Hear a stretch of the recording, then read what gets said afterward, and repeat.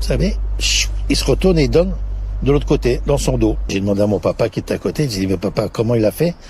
Il a pas regardé, comment il a fait pour faire la passe? Et mon papa m'a dit, il a vu avant. Cette action-là m'a marqué à vie. Comment il a pu faire pour voir ça?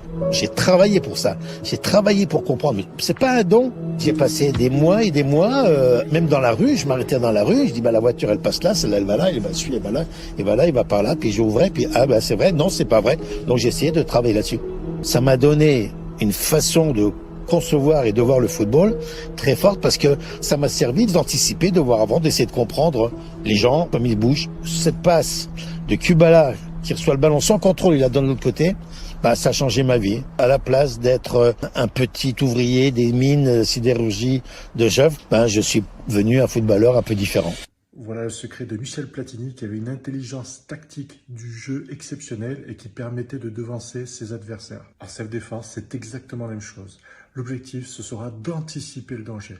Observer son environnement, observer la trajectoire des personnes qui nous entourent, observer la distance qui nous sépare d'eux, observer leurs réactions, observer éventuellement les issues de secours potentielles, les objets qui nous entourent pour pouvoir les utiliser potentiellement. Voilà le secret pour anticiper le danger.